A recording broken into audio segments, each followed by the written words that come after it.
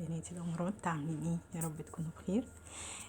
داخلين بقى على رمضان، والكنافة بقى من أكتر الحلويات اللي بتطلب في رمضان، طبعا ليها كذا طريقة، وليها كذا طريقة تقديم أو كذا طريقة تسوية. بس أنا جايبة النهاردة طريقة سهلة جدا. لو أول مرة بتعمليها هتطلع معاكي حلوة قوي، وطريقتها دايما مضمونة.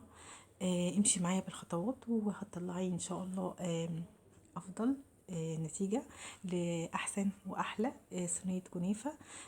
ممكن ولادك ياكلوها من ايدك، او مامتك او باباكي او اي حد بتحبيه بتعملي له صينية الكنافة دي، فبجد هتطلع معاكي حلوة قوي.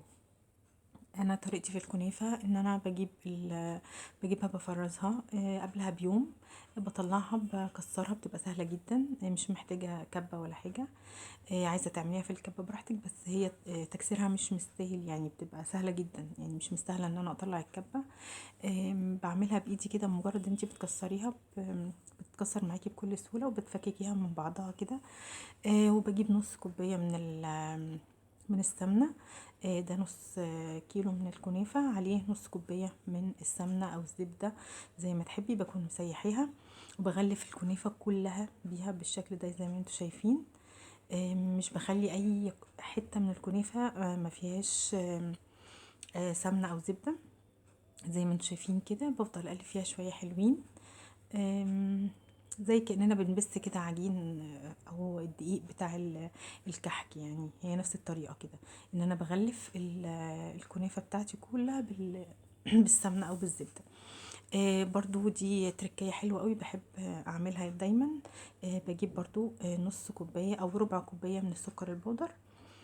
بقلبهم برضو بعد ما بقلب السمنة مع الكنافة، بقلبهم برضو، بغلف برضو الكنافة بالسكر البودر.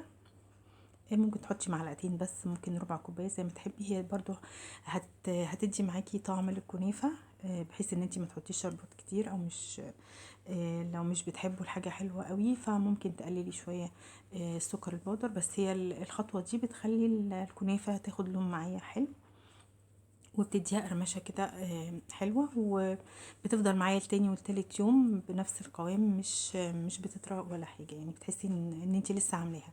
فدي خطوه مهمه قوي.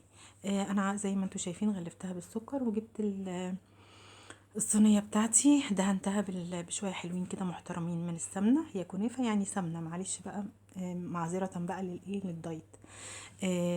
حطيت شويه سمنه كده محترمين، واحط الطبقه اللي تحت. الطبقه اللي تحت بتبقى اكتر من الطبقه اللي فوق، علشان انا هعملها بالكاستر. عشان الكاستر ما ينزلش مني في الصينيه ويتحرق، فالطبقه اللي تحت احاول كده ان انا اظبطها كويس، وتكون يعني ما فيهاش فراغات خالص. واحاول اعمل سور صغير كده علشان خاطر لما انزل بالكاستر ما يتحرقش مني. الكاستر بتاعي عادي، بجيب كوبايه من كوبايتين من لبن احطهم على النار، وكوبايه بقلب فيها 3 أو 4 معالق من الكاستر، وعليهم 4 معالق من السكر، او حسب ما بتحبوا برضو السكر. السكر بيبقى اختياري. بقلبهم كويس، وبنزل على اللبن السخن بالخليط بتاع الكاستر، وممكن ازود معلقه نشا، وبقلبهم لحد ما يديني القوام ده اللي انتوا شايفينه على النار زي ما انتوا شايفين كده. وبديها نقطتين من الفانيليا برضو، بتبقى حلوة قوي. الفانيليا السايلة بتبقى تحفة معاه. بجيب بقى الكنافة بتاعتي او الصينية بتاعتي، بنزل عليها بالكاستر، بسيبه يبرد، يعني حاجة بسيطة قوي. انتوا لو تلاحظوا انه لسه بيطلع دخان، يعني ما مش هيأثر في حاجة. انا اول ما احطه على الكنافة هيجمد معايا. هحط بالطريقه دي، وهساوي الطبقه بتاعتي كده. وهحاول ان انا ما اوصلش للصينيه للاخر، يعني للحروف، علشان خاطر ما يتحرقش معايا وهي في الفرن. الطبقه التانية بقى اللي فوق بحطها بشويش كده بالراحه. الطبقه دي بتبقى اخف يعني، واحاول ان انا اكون بحط الكنافه بالراحه، واكون حذره شويه علشان خاطر ما بهدلش الكاستر، او الدنيا يعني تبقى متظبطه معايا زي ما انتوا شايفين كده. وبضغط بالراحه قوي علشان خاطر الكاستر ما يطلعش من الجناب معايا زي ما انتوا شايفين كده. بس سهله جدا، ولا اسهل من كده. سيحت معلقه بقى من السمنه البلدي، وهحطها كده على وش الكنافه زي ما انتوا شايفين.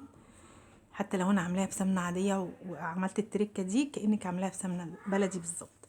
ده الشربات بتاعي، انا كنت عاملاه من قبلها، هسيبه يبرد. الشربات بتاعي عباره عن كوبايه من السكر وكوبايه من الميه، بحطهم على النار وبعصر نص ليمونه، وبعد كده لما بيغلي 10 دقايق بطفي عليه وبنزل عليه بمعلقه من عسل النحل وبسيبه يبرد.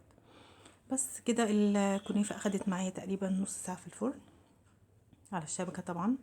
مش بحطها تحت عشان ما تتحرقش مني. بصوا اللون بتاعها تحفه. هسقيها اول ما تطلع بالشربات الساقع. الكنافه تبقى سخنه والشربات يكون ساقع. لو بتحبيها طريه غطيها شويه علشان خاطر تبقى طريه معاكي. لو بتحبيها كريسبي يبقى خلاص سيبيها ما تغطيهاش وهتبقى تحفه معاكي. انا قلبتها بالشكل ده زي ما انتم شايفين. وزينتها بكريم شانتيه، اي حاجه بقى موجوده عندك حطيها عليها.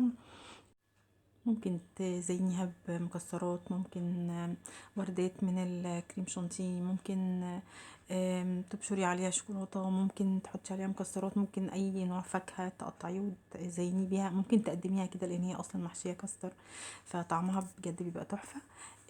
جربي واعمليها وهتطلع معاكي تحفه وهتطلع معاكي احسن من كده ان شاء الله. و اتمنى ان انتوا تكونوا استفدتوا من الفيديو، ولو عجبك الفيديو حطي لايك واشتركي في القناه، واشوفكم في فيديو جديد ان شاء الله.